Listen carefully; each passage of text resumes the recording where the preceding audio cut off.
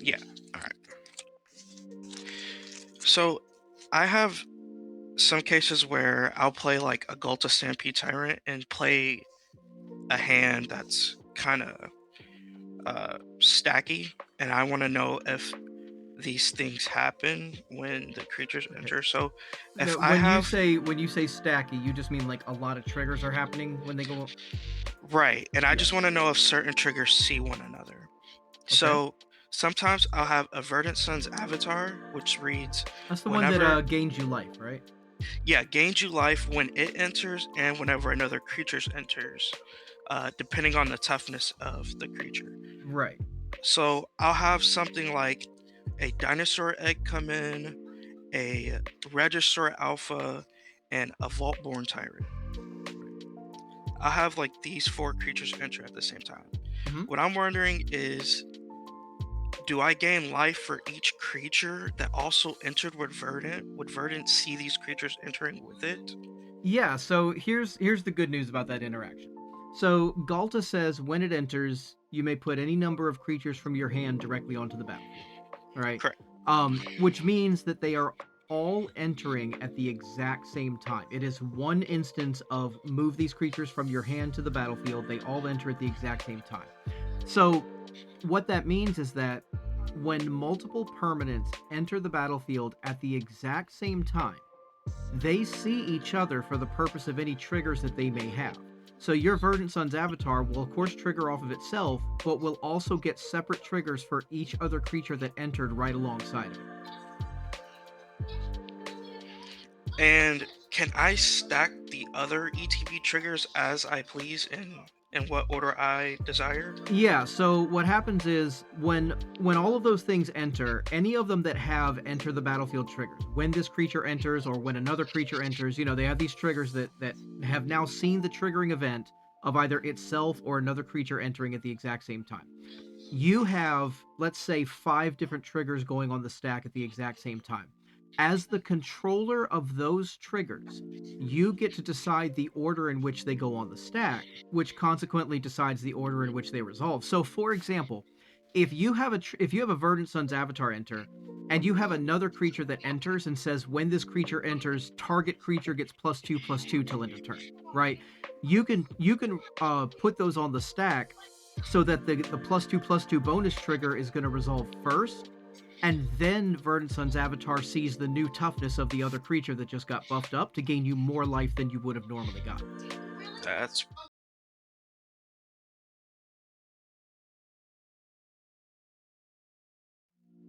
All right, go ahead. What was your question? Um, so the anti-ul Cursewretch, Yeah, the face commander for the new precon that just came out. Yeah. correct? Yeah. Um, does it count the so like if I put 10 -1 counters on 10 different creatures of my opponents, is that 10 triggers for them to Uh, lose one life apiece? let me check the exact wording on that. Is it Auntie? Is it AUN or just ANT? How do they spell it? It's Auntie, Auntie, Yeah. and then OOL Cursed Wretch. Hey, what's up, you two? Hey, what's going on, man? All right, None. so Auntie Ul Cursewretch, Ward Blight 2, whenever one or more -1/-1 counters are put on a creature. So what that means is that as far as per creature, it doesn't matter how many -1/-1 counters are being put on in that exact moment, right? So let's say that you Black Sun Zenith X equals 10, just to put a thing out there, right? Uh-huh. It doesn't care that 10 counters are being put on all the creatures. It cares how many creatures counters are being put on. So whenever it Yeah. says, yeah, so one or more counters means no matter how many counters, but on a creature means it triggers separately per creature. Okay, so like if they had 12 creatures, they would lose 12 life. Right, even if you were putting one on each of them or 20 on each of them at the same time, they would lose one life per creature that received one or more -1/-1 counters. Because I just wanted because I played a game of Commander last night, Mhm. and that's how I thought it worked, but nobody could answer my question. Yeah, so again, So it's we the use played it as that. It's the use of the words one or more in regards to counters, and then the use of a creature in regards to creatures. So it's separate triggers per creature, but it's one or more counters, so it doesn't matter how many counters go on.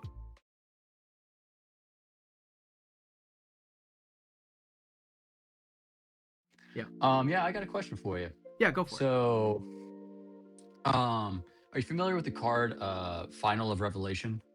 Finale of Revelation. That's the one Yeah, that Finale of that's the Revelation. blue one that draws you cards, right? Yeah, pretty And much. then if X is So- 10, you have no max hand size for the rest of the game, and untap 5 lands and all that. Yeah. Yeah, so let's say I cast that and I'm drawing a bunch of cards, right? And I'm doing Sure. the whole thing. My opponent has a Smothering Tithe. My question is, as I'm drawing these cards, Mhm. is the Smothering Tithe going on this? Like, I draw a card, I have to decide if I pay, and then I draw the next card, I have to decide if I pay, or do I draw the 10 cards, the 10 triggers go on the stack, and then they resolve? Gotcha. Like, how does gotcha. that work?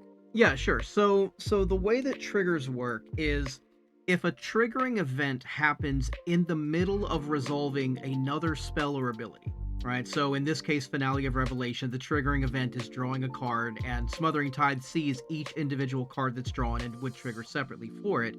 But Finale of Revelation has not finished resolving yet. So what has to happen is the spell has to finish resolving before anything new is allowed to trigger, before triggers are allowed to go on the stack, or before players get priority to take any actions.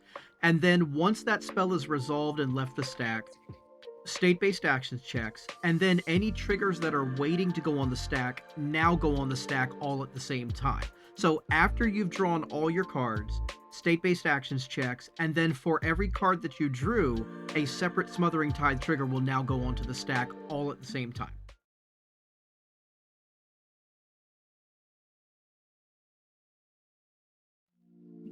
So, so basically, like, okay, I cast a spell.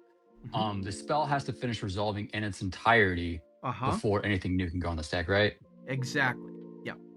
So that's the same with abilities, right? So like an ability has to finish resolving before anything new goes on the stack. It does. Now I noticed you pulled out Caesar or Kaiser, depending on if did. you've played out the.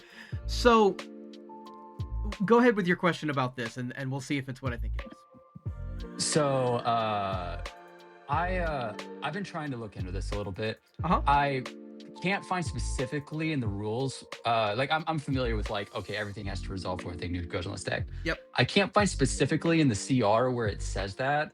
But I was looking at Caesar, and during my research, I noticed that there was a paragraph. I think it's like 113 dots something whatever. Mhm. Basically, it says that each line break denotes a separate ability. But when I read Caesar, I notice that it has an attack trigger, and nestled within that ability, being one ability, there's no line break, there's a reflexive trigger. Correct. So there's a scenario in this deck where I have like an Enduring Innocence on the battlefield. So let's say I attack with like a mobilized trigger, Enduring Innocence is on the battlefield. Mobilized triggers, Enduring Innocence triggers, I draw a card. I sacrifice Enduring Innocence to Caesar. My question is, would I have to resolve to choose 2 before I can return Enduring Innocence to the battlefield? Gotcha. So the enduring, you're talking about in regards to the Enduring Cycles ability that says when it dies, it comes back as an enchantment. So Yes. gotcha. So here's what happens is like you already identified, Caesar has what's called a reflexive trigger, right? So the trigger as it resolves, like nobody gets to know what you're going to do with that reflexive trigger before they respond to the initial trigger, right? So they can't be like, well, as long as you don't target me with the damage, I won't stifle the thing, or whatever, right? But what happens is you attack, Caesar's trigger goes onto the stack, priority passes around, and at that point you decide whether or not you're going to sacrifice a creature. Once you sacrifice that creature, you have now satisfied the when you do reflexive trigger. And that puts a completely separate trigger onto the stack after this leaves the stack, of course. And then with that trigger on the stack, that's when you decide your targets and your modes and all the stuff for those, choosing 2 of those abilities. Now what happens is, like you said, if you sacrifice an enduring creature to the initial Caesar trigger, by the time the initial Caesar trigger leaves the stack, both the reflexive trigger and the enduring trigger are trying to go onto the stack simultaneously, and if you control both of those triggers, which in this case you do, obviously, you get to decide the order they go on the stack, consequently deciding the order that they resolve. You can stack it so that the enduring trigger resolves first, coming back onto the battlefield before you resolve your Caesar's reflexive trigger. Right, so like for example, if you have I forget the name of it, but it's the red enduring creature that comes back and says when a creature comes in, it gets +2/+0 and haste till end of turn. You could have that, you could sack that to Caesar, have it enter the battlefield, and then resolve the when you do reflexive trigger, and the tokens you have come in will then get the +2/+0 in haste. Okay. Yeah. Yeah, because like I've been playing on Spell Table a while, and I've had a bunch of arguments about this because I'll do exactly what I said, you know, like mobilize trigger or whatever, sack the enduring, like draw my card, sack the enduring innocence, and then try and bring it back and do the choose two to put another creature on to like double dip and get another draw. And I've just trying to do a lot of research and now digging just to clarify something that you had brought up earlier though, that when you do choose two modes, once that reflexive trigger begins to resolve, you do resolve all of those effects in their entirety in order printed before anything new is allowed to happen. So like enduring innocence would go on, and then the reflective trigger would go on. I could choose how they resolve. So I would have to resolve, perhaps like the enduring innocence would come down, and then the choose two, both of those modes would need to resolve before anything new can go on the stack. So I would need to like make the creature tokens, lose the life, draw the card. Then the enduring innocence would trigger. I'd be able to draw the card. Right, and keep in mind when that reflexive trigger goes on the stack, you choose the modes and the targets when it goes on the stack, not as it resolves. Yes. Okay. Yes. All right. Hey, thank you. Those were my questions. I hope I can find this video sometime so I can link to people on Spell Table, because like I said, I've had a lot of arguments about this. So yeah, and that's right, why I like so doing much. this, to help people, so because these are the types of things that'll stop a game dead in its tracks for 25-30 minutes until yeah.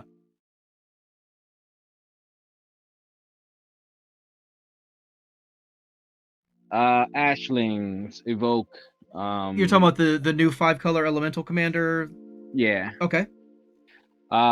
If you evoke one of the new elementals that have a alternate trigger based on what the color you so play, the ones like that are like, it's like Simic, and it says if you paid 2 blue, it does a thing. If you paid 2 green, it does a thing. Yeah. Okay. So when that evokes and sacks, does a copy the trigger that you use to pay the cost of the card. So you're talking about Ashling's trigger that says when you sacrifice the elemental, make a token of it. Yeah, make a token copy. Gotcha. Of it. No, because that token was not cast, right? So it won't see that any mana was spent on it, much less mana of specific colors.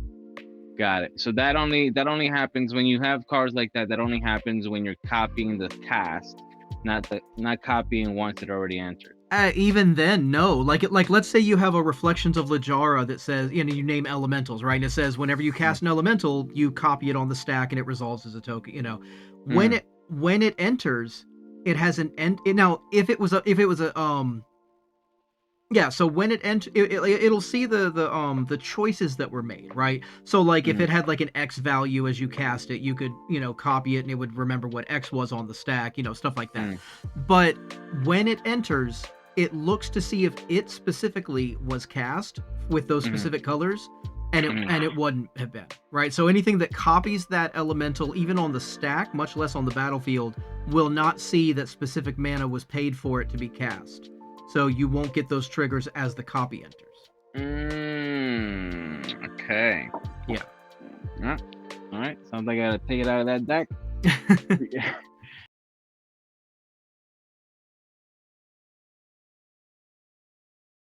Okay. Go ahead. What's your question? Well, I was just gonna hop in here because my last game had a really interesting situation with intervening if clauses. Okay. Are you familiar? Oh yeah. What was the situation? They had a win con enchantment. If they controlled 4 demons. I think it was like Liliana's contract. Oh, Liliana's They win the game contract. on If you their upkeep. control demons with different names at the beginning of your upkeep, you win the game. Yeah. Yeah, and they had the changeling that says pay X, all of your creatures become XX changeling. And so, and they wanted to do that during their upkeep. yeah, and I had to bring it up, and everyone's like, "What's that?" Yeah, that's correct. So that's the one that says at the beginning of your upkeep, if you control 4 or more demons with different names, you win the game. Intervening if is a condition that has to be true, of course, when it resolves, but also when the triggering event happens for it to go on the stack to begin with. If it's not true when the trigger would go on the stack during the upkeep, then the trigger doesn't even get to go on the stack at all. And the earliest that anybody gets priority to take any actions in the game is the upkeep. So by the time the player would have gotten priority to activate their changeling, then to make everything a demon in addition to other types, that triggering event timing has already passed. Correct. Most of those I win the game upkeep clauses are intervening if that they need to. Yep, test of endurance and things like that. Yeah, and hold through interaction. yeah.